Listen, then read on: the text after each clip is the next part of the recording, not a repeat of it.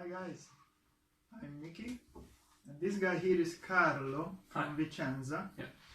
Please, Carlo, introduce yourself a little bit to us. Okay, so I'm Carlo, as you said, and I'm 22, and I live in close to Vicenza, which is a city in the northeast part of Italy, and I study mathematics at a university nearby. And I don't know, at the moment I'm studying because I have exams in this period. So yeah, I'm not doing much else. And you are stressed because Yeah. of the fucking exams that Yeah, you of course. this. Yeah. And malnutrition, of course. It's not malnutrition. I had them. I always had them since I started university. Cool. Because I'm not a good organizer when it comes to studying, so I study always at the last time part. So I have to study 15 hours a day. So. I know that. Perfect. Okay, so the big question is, when and how did you become vegan? So I became vegan 2.5 years ago. I was 20, and it was an epiphany for me. I think an awakening, because I never heard about veganism.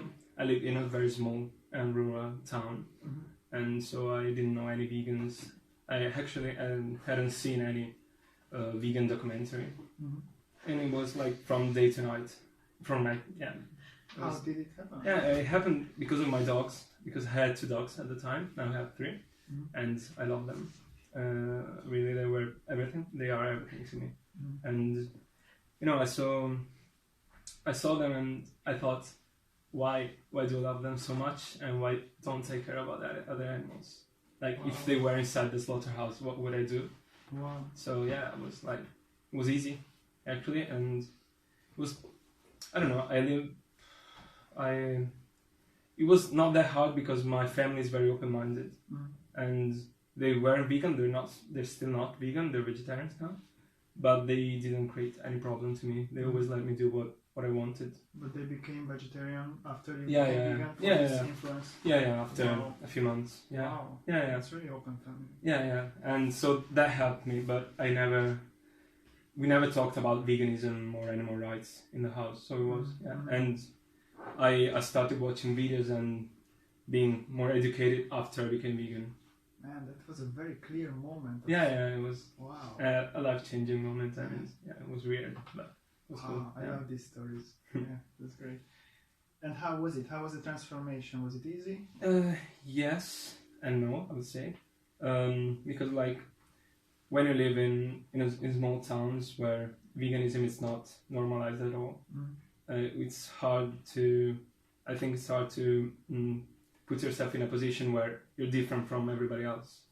And because all my friends were they didn't care, and they don't care about veganism, my old friends, and not my close family, but all the bigger family, they don't care about animals or anything. So when I told them, I was they didn't care. They weren't against it, they just didn't care.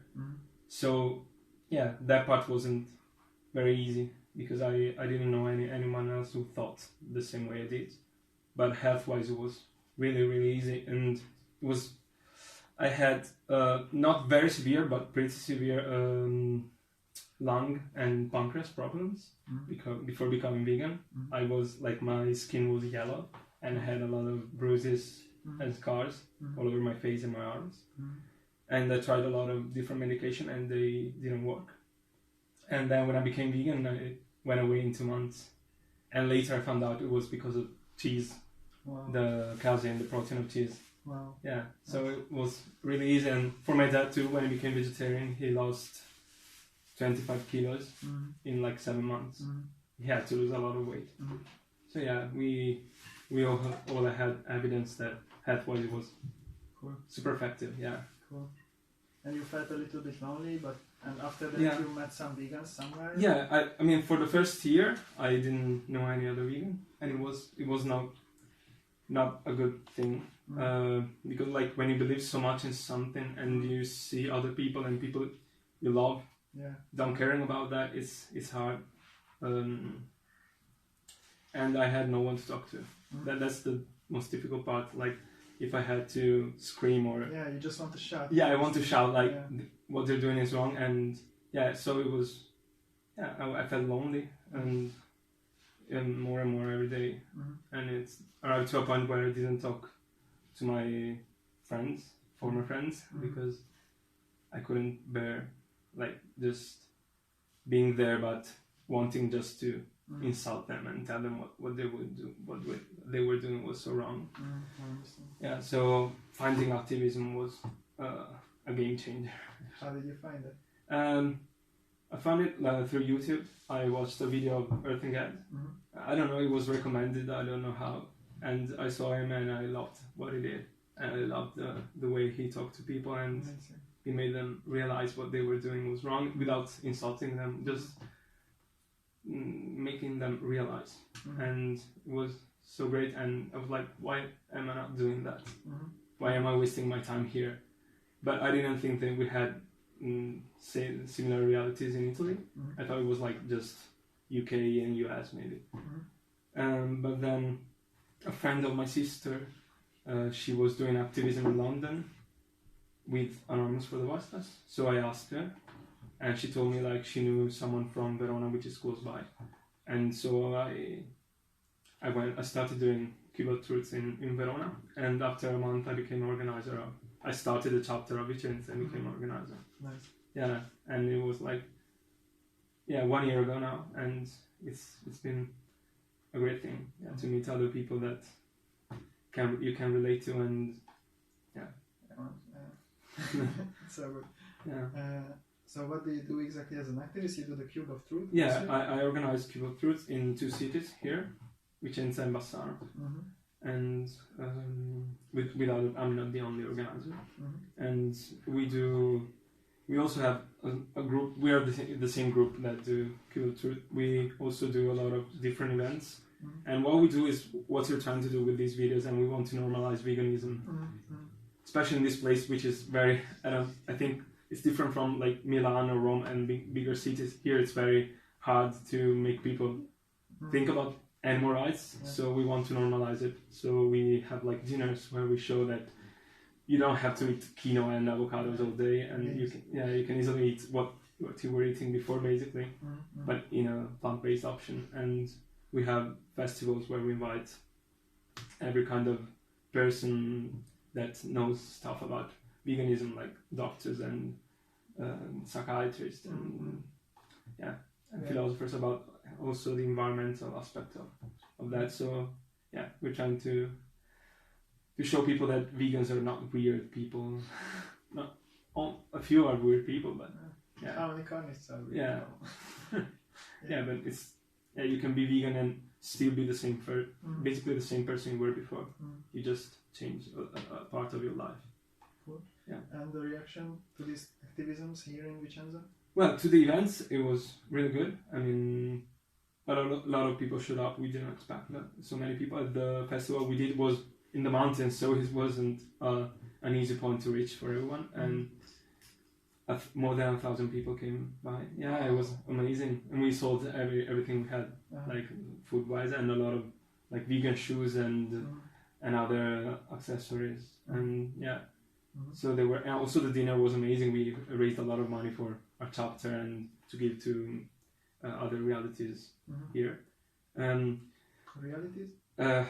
Sorry, I did a translation. Other activists, other groups. Oh, okay. Cool. Yeah, and with the Cube of Truth, like with strict activism, is a little bit different because you find every type of person. So at the beginning, I thought it would have been more difficult because like Vicenza is like a city and the province of farmers, basically, and so people are not very open-minded usually. So I thought like we only could find very few people that cared about it. But after 1 year, I can say that like 50% of the people that stop at the cubes are really interested, and maybe they're changing the way they see it. Nice. So it's really nice. Of course, there are dickheads and everywhere that insults us. I think like I've done cubes in a lot of cities in Italy and also abroad, and like London, Chicago, and Milan, it's different. Like most of the people you meet are great people and open-minded. Here it's different, and I think that's why we need to do this here. Sure. Yeah, because like it's easy to do it where everybody is open-minded. Yeah, we have to get these people also. Yeah. Leave the animals alone. Yeah. Possible. Yeah. Yeah, and so do you see it changing for the better? Yeah.